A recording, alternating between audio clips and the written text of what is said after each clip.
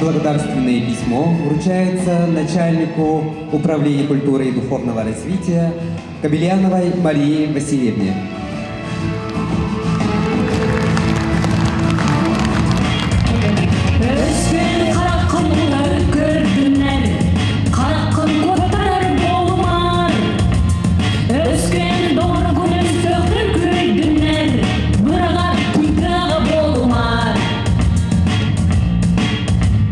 Özgürün eğgin bucarı göktünler, kutlanan bir küçük tuttular.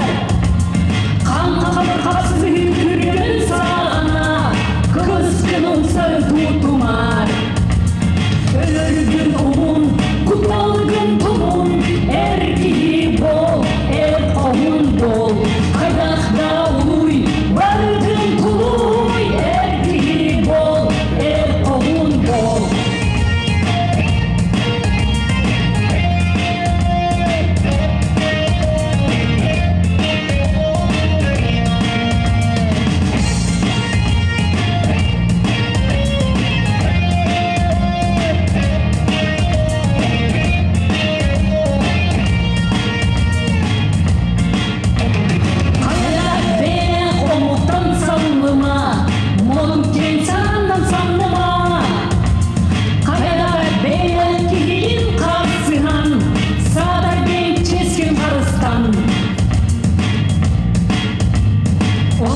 Derdinen kel tutay yetekin, bir tuğut yetekin.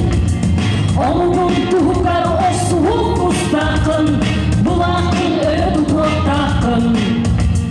Ölürgün umun, kutalgın tuğun, erdiği bol, er kohun bol. Aydakda uluy, vargın tuluy, erdiği bol, er kohun bol.